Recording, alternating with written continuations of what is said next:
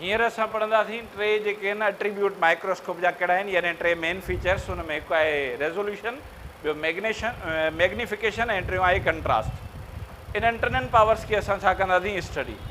ऐं रेज़ोल्यूशन उहो पावर आहे जंहिंजे वसीले माइक्रोस्कोप भर वारनि ऑब्जेक्ट जा इमेज अलॻि करे ॾेखारींदी आहे। मैग्नीफिकेशन उहो पावर आहे जंहिंजे वसीले माइक्रोस्कोप नंढड़नि शयुनि जा जेके इमेजिस आहिनि उहे ओरिजिनल साइज़ खां वॾा करे ॾेखारींदी आहे।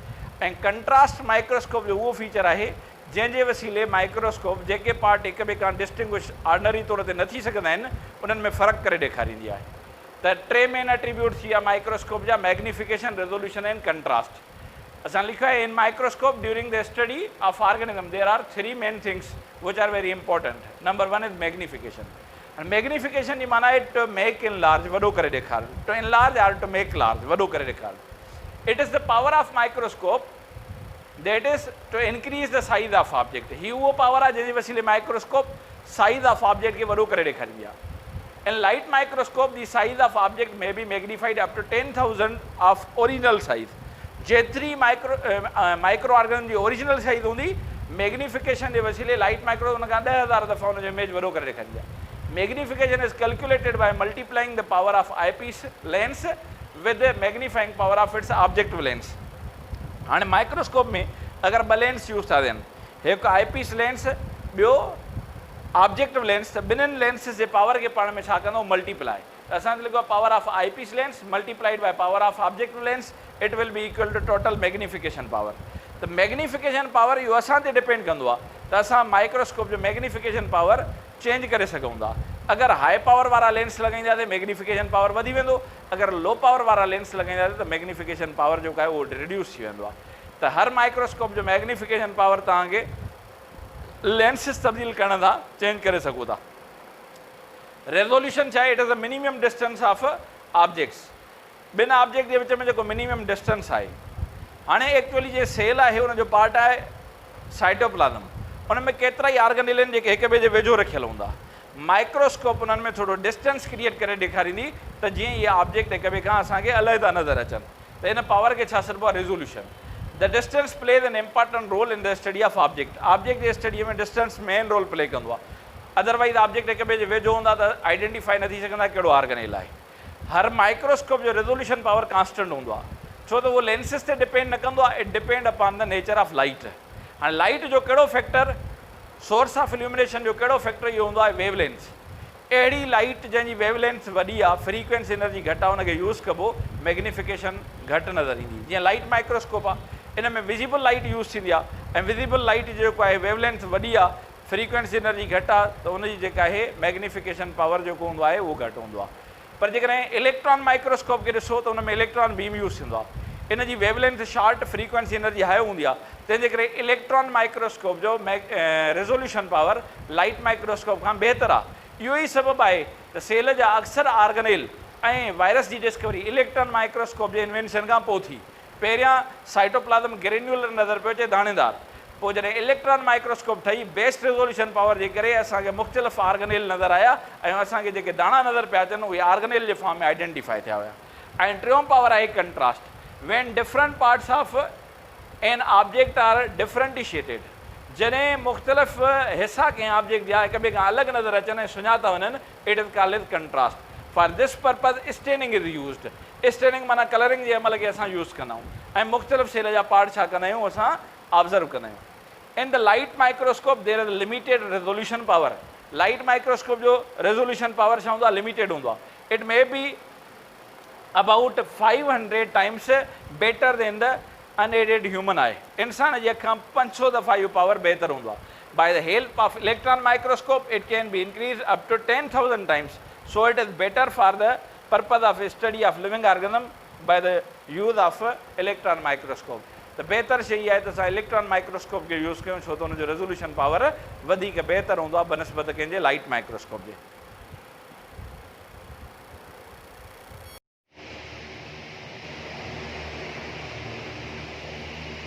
डियर स्टूडेंट्स, अॼु असां अॻिते पढ़ूं था जेका टॉपिक हुई असांजी माइक्रोस्कोप। माइक्रोस्कोप जेका आहे हिकिड़ो ऑप्टिकल इंस्ट्रूमेंट आहे जेको टिनी ऑब्जेक्ट जे इमेज खे वॾो करे ॾेखारींदो आहे।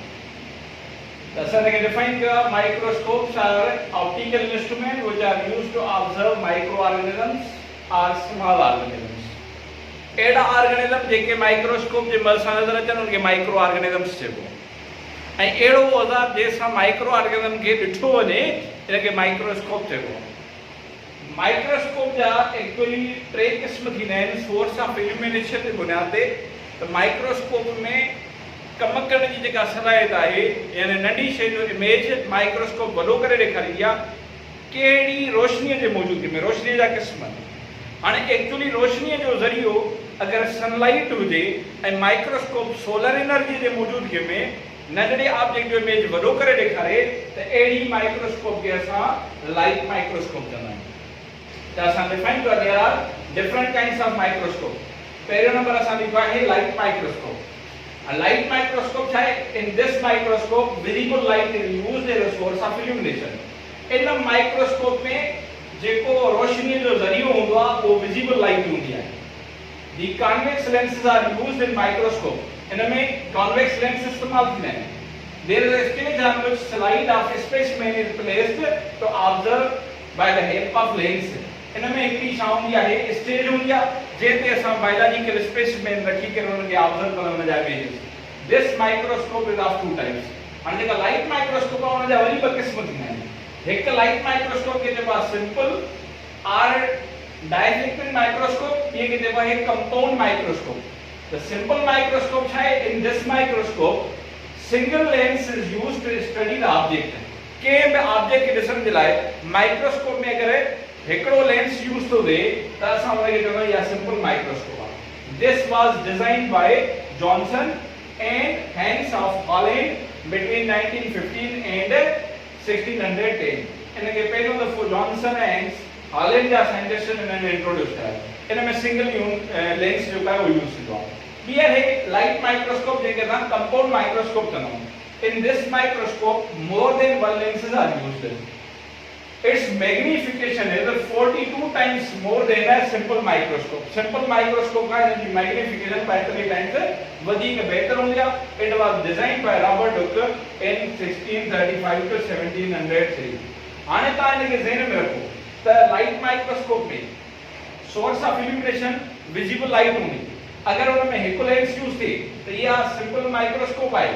अगरि हिक खां वधीक लेंस यूज़ थियनि था त इनखे कंपाउंड माइक्रोस्कोप चइबो आहे। हाणे इन माइक्रोस्कोप में जेको इन जो मैग्निफिकेशन पावर हूंदो आहे उहो वेरिएबल। लेंस लो पावर वारा यूज़ कंदो मैग्निफिकेशन घटि मिलंदी। लेंसेस जेके आहिनि उहे हाई मैग्निफिकेशन वारा यूज़ कंदो त जेको ओवरऑल इन जो मैग्निफिकेशन पावर हूंदो उहो वधी वेंदो। त हाई पावर लेंस यूज़ करणा मैग्निफिकेशन पावर इंक्रीज थींदो आहे। लो पावर लेंस जेके आहिनि उहे यूज़ करणा मैग्निफिकेशन पावर माइक्रोस्कोप जो घटि हूंदो आहे। त इन माइक्रोस्कोप जो जेको मैग्निफिकेशन पावर आहे उनखे तव्हां चेंज करे सघो था। ॿी आहे एक्सरे माइक्रोस्कोप। एक्सरे माइक्रोस्कोप जेका आहे हीअ अहिड़ी माइक्रोस्कोप आहे जंहिंमें ऑब्जेक्ट खे ॾिसण जे लाइ सोर्स ऑफ इल्यूमिनेशन तौर एक्स रेज के यूज कयो वेंदो आहे। यानी X rays are used as a source of illumination. Such type of microscope is called as X-ray microscope. Thus, I define in this microscope, short wavelength X-rays are used as a source of light. This microscope is very efficient to observe three-dimensional structure of cell parts. By the help of X-ray beams, are focused by electron magnetic lenses. The image is formed on the film. उनका वो असर पड़ता है electron microscope. आणि एडी microscope जंहिंमें source of illumination electron beam हुजे इनखे इलेक्ट्रॉन माइक्रोस्कोप चइबो आहे। इनखे डिफाइन कयो आहे in this microscope electron beam is used for illumination. This was designed by Knoll and Ruska इन 1932।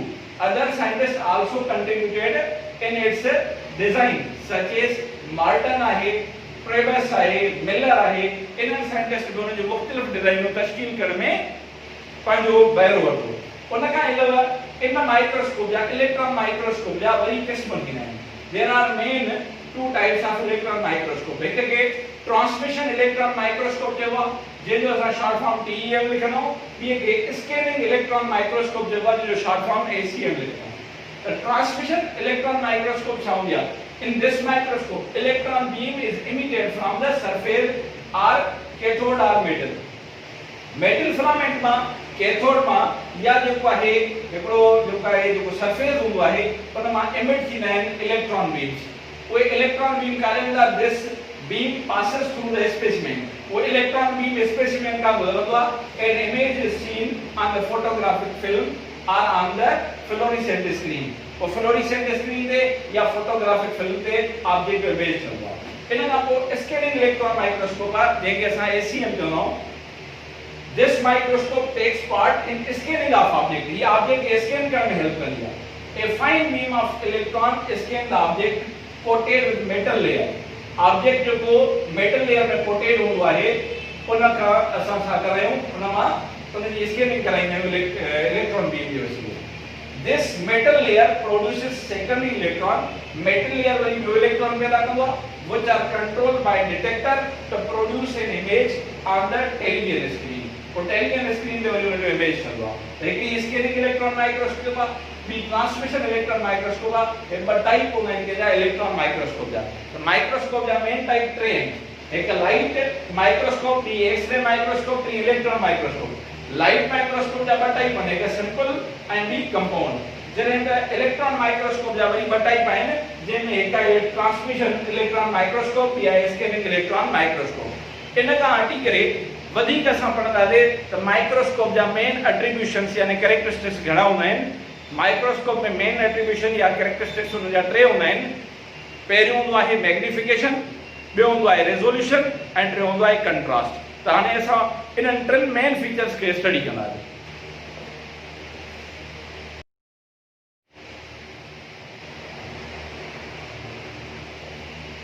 डियर स्टूडेंट्स, अॼु असां अॻिते पढ़ूं था जेका टॉपिक हुई असांजी माइक्रोस्कोप.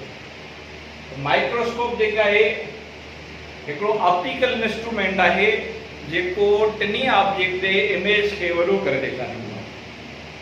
त असां हिनखे डिफाइन कयो आहे microscopes are optical instrument which are used to observe micro organisms और स्मॉल ऑर्गेनिजम्स.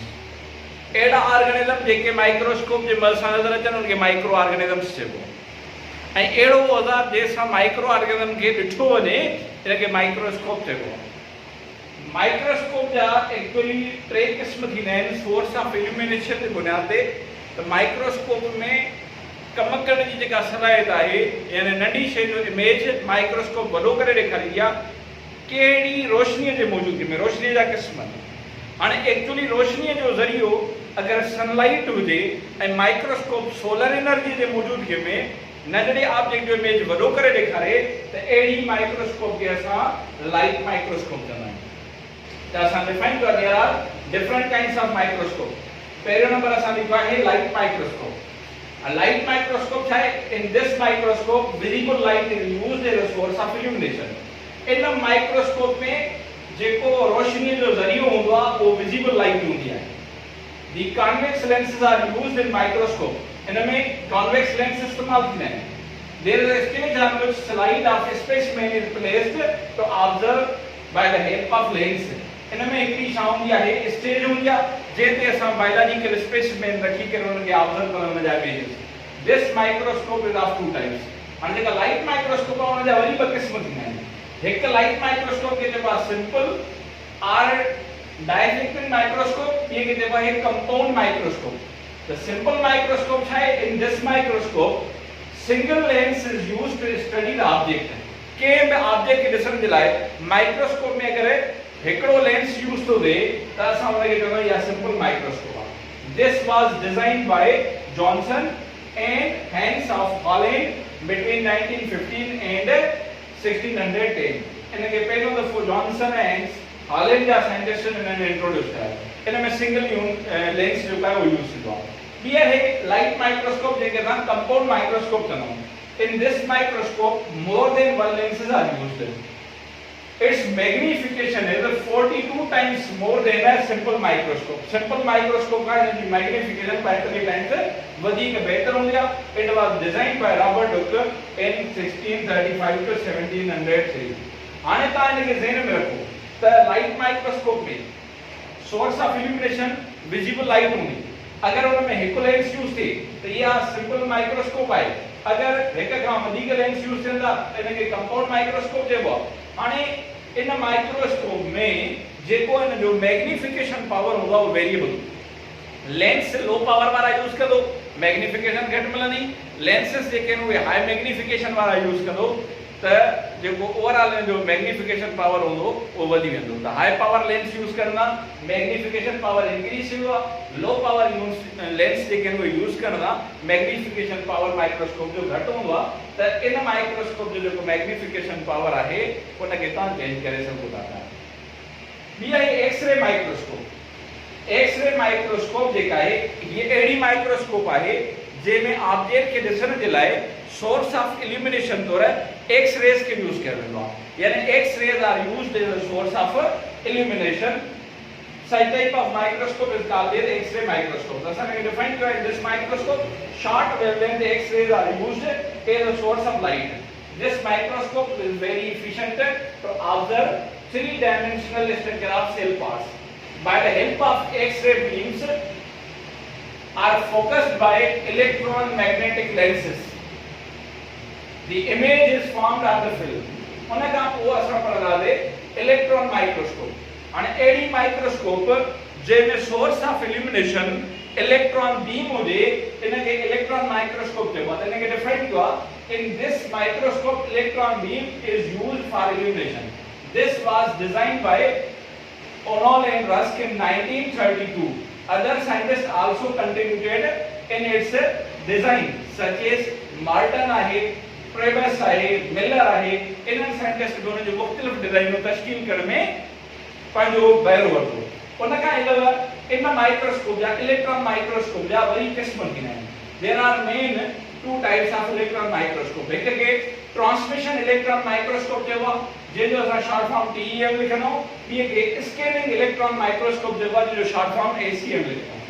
त ट्रांसमिशन इलेक्ट्रॉन माइक्रोस्कोप छा हूंदी आहे? In this microscope, electron beam is emitted from the surface or cathode or metal. Metal filament में cathode में या जो है एकड़ो जो है जो सरफेस हुंदो आहे उन में एमिट थींदा आहिनि electron beams.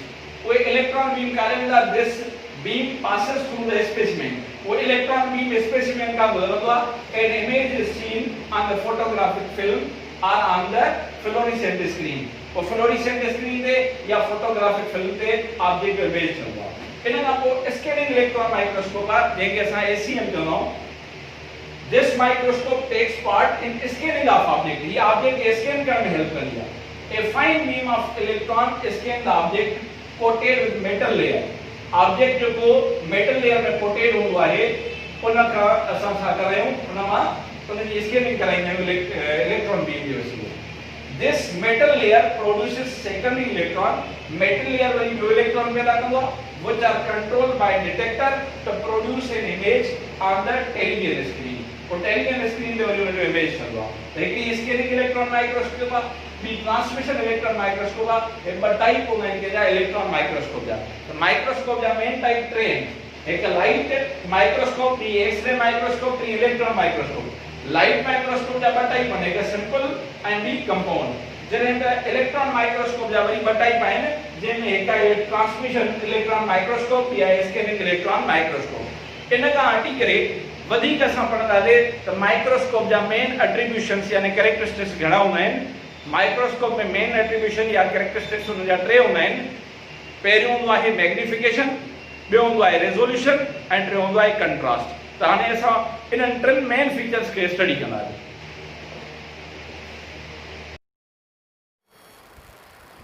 Bismillahirrahmanirrahim. Dear students, Assalamu alaikum. I am your biology teacher Jamil Aman Samo. Today we will study chapter number 4 of biology 1, that is the cell.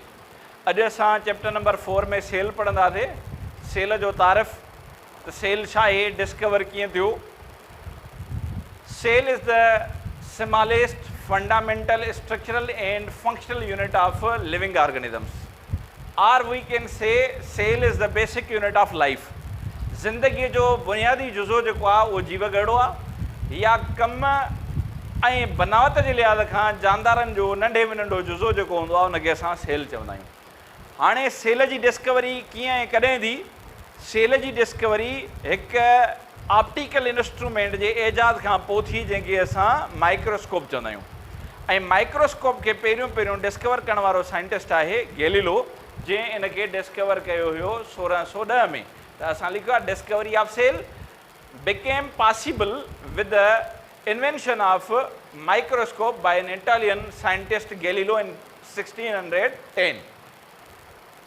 1610 में माइक्रोस्कोप जे ठहण खां बाद में रॉबर्ट हुक हिकु scientist आहे जंहिं thin slice of cork रखी करे उन जी माइक्रोस्कोपी कई ऐं उन ॾिठा त उन में थिन स्लाइस ऑफ कार्क में हिकिड़ा हनी कॉम्ब लाइक स्ट्रक्चर नज़र आया। हनी कॉम्ब लाइक स्ट्रक्चर में साइडूं मौजूदु हुयूं, विच बिल्कुलु ख़ाली हुयो। हिन उन्हनि खे नालो ॾिनो त इहे हालो स्पेसिस आहिनि जिन खे सेला या सेल्यूला चयो वियो। The word cell was first used by Robert Hooke in 1665। He observed a piece of cork and found many small chambers in it. He named each chamber as a cell। ऐं हिन जे मुताबिक़ सेल हिकु हालो structure हुई। उन खां पोइ 1831 में Robert brown हिकु साइंटिस्ट आहे जंहिं ॿुधायो त सेल में हिकु स्फेरिकल बॉडी हूंदी आहे। हिन स्टडी कयो सेल्स ऑफ आर्चिड प्लांट खे, ऐं आर्चिड जे सेल्स में हिकु बॉडी ॾिठई जंहिंजो नालो आहे न्यूक्लियस। त न्यूक्लियस जी डिस्कवरी रॉबर्ट ब्राउन कई करे 1831 में, जॾहिं हुन स्टडी कई हुई आर्चिड जे सेल्स जी। Cellular organization of living organism was presented by Schleiden in 1838 and Shivan in 1839।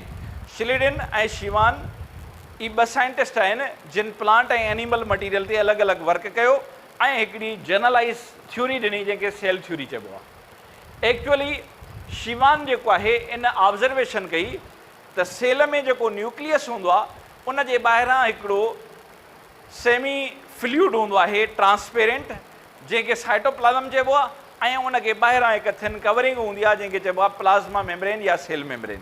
लिहाज़ा sale में सेंटर ते छा हूंदो आहे न्यूक्लियस, उन जे ॿाहिरां छा हूंदो आहे साइटोप्लाज़म, ऐं उनखे इनक्लोज़ केयर कंदी आहे हिकु मेम्ब्रेन जंहिंखे प्लाज़्मा मेम्ब्रेन चइबो आहे। त रॉबर्ट हुक जीअं सेल खे ॾिठो त इन बयानु कयो त सेल हालो स्ट्रक्चर आहे, यानी उनखे बाउंड्री आहे पर विच उनजो ख़ाली आहे। पर शिवान जे ऑब्ज़र्वेशन खां पोइ हिन शइ जी ॼाण मिली त सेल हालो स्ट्रक्चर न आहे, इन जे सेंटर ते न्यूक्लियस हूंदो आहे, उन जे ॿाहिरां हिकु साइटोप्लाज़मिक फ्लूइड हूंदो आहे, उनखे एम्बेडेड कंदी आहे हिकु मेम्ब्रेन। लिहाज़ा cell is not a hollow structure. असां लिखियो आहे Schwann found a fluid around the nucleus. It change the definition of cell. According to this definition the cell is composed of nucleus surrounded by semi fluid substance around which a membrane is also found. त cell जा main टे part थी विया, nucleus, साइटोप्लाज़म ऐं membrane. उन खां बाद में श्लेडन ऐं शिवान गॾिजी करे हिकु नज़रियो ॾिनो जंहिंखे असां सेल थ्योरी चवंदा आहियूं। यानी Schleiden and Schwann collectively gave a generalization which is called a cell theory. त सेल थ्योरीअ में उन्हनि पहिरीं पॉइंट इहा ॾिनी, all living things are composed of one or more cells. सभु जानदार हिकु या हिक खां वधीक जीवगणनि जा ठहियल आहिनि। उन खां बाद में हिननि चयो cell is basic structural and functional unit of life. कम ऐं बनावट जे लिहाज़ खां जीव गड़ो जानदारनि जो बुनियादी जुज़ो हूंदो आहे। ऐं इन्हनि खां जॾहिं पुछियो वियो त सेल वजूद में कीअं ईंदो आहे त हिननि ॿुधायो cell is a de novo structure. इहो पंहिंजो पाण ई अज़ ख़ुदि ठहंदड़ शइ आहे जेको नॉन सेल्यूलर मटीरियल मां ठहंदो आहे।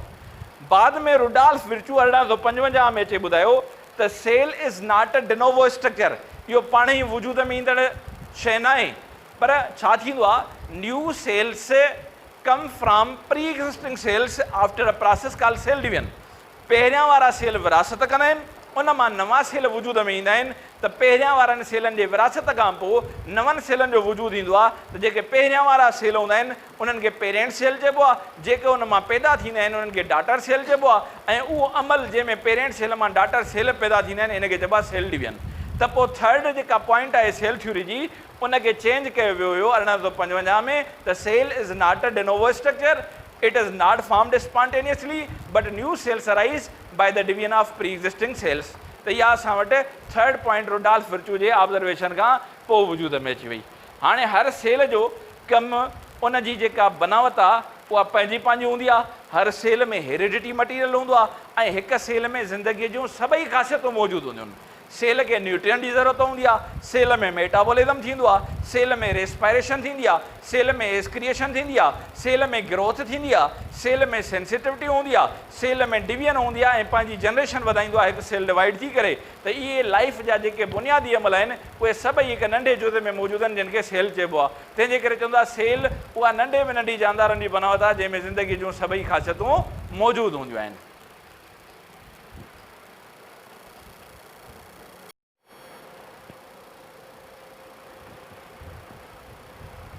हींअर असां पढ़ंदासीं टे जेके आहिनि एट्रीब्यूट माइक्रोस्कोप जा कहिड़ा आहिनि, यानी टे मेन फीचर्स। हुन में हिकु आहे रेज़ोल्यूशन, ॿियो मैग्नीफिकेशन ऐं टियों आहे कंट्रास्ट। इन्हनि टिनिनि पावर्स खे असां छा कंदासीं स्टडी।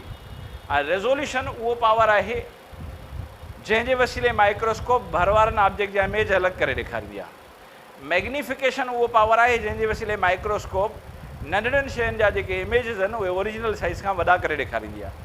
ऐं कंट्रास्ट माइक्रोस्कोप जो उहो फीचर आहे जंहिंजे वसीले माइक्रोस्कोप जेके पार्ट हिक ॿिए खां डिस्टिंग्विश ऑर्डनरी तौर ते न थी सघंदा आहिनि उन्हनि में फ़र्क़ु करे ॾेखारींदी आहे। त टे मेन एट्रीब्यूट थी विया माइक्रोस्कोप जा, मैग्नीफिकेशन, रेज़ोल्यूशन एंड कंट्रास्ट। असां लिखियो आहे in microscope during the study of organism there are three main things which are very important. Number one is magnification. And magnification जी माना आहे टू मेक इन लार्ज, वॾो करे ॾेखार, to enlarge or to make large, वॾो करे ॾेखार।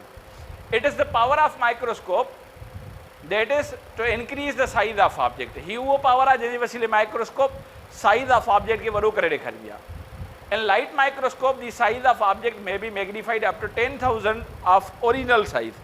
जेतिरी माइक्रो ऑर्गेनिज्म जी ओरिजिनल साइज हूंदी, मैग्नीफिकेशन जे वसीले लाइट माइक्रो उन खां 10,000 दफ़ा हुनजो इमेज वॾो करे ॾेखारींदी आहे। Magnification is calculated by multiplying the power of eyepiece lens with the magnifying power of its objective lens।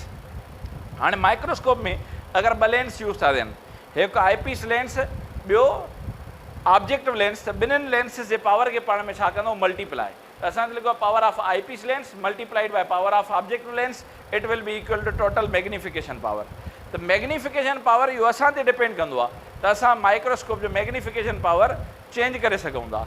अगर हाई पावर वारा लेंस लॻाईंदासीं मैग्नीफिकेशन पावर वधी वेंदो, अगर लो पावर वारा लेंस लॻाईंदासीं त मैग्नीफिकेशन पावर जेको आहे उहो रिड्यूस थी वेंदो आहे। त हर माइक्रोस्कोप जो मैग्नीफिकेशन पावर तव्हांखे लेंसिस तब्दील करण सां चेंज करे सघो था।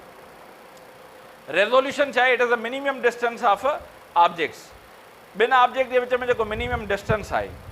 हाणे एक्चुअली जे सेल आहे हुनजो पार्ट आहे साइटोप्लाज़म, उन में केतिरा ई ऑर्गेनेल आहिनि जेके हिक ॿिए जे वेझो रखियल हूंदा।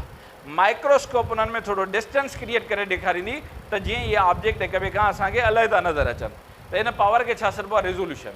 The distance plays an important role in the study of object. Object जे स्टडीअ में डिस्टेंस मेन रोल प्ले कंदो आहे।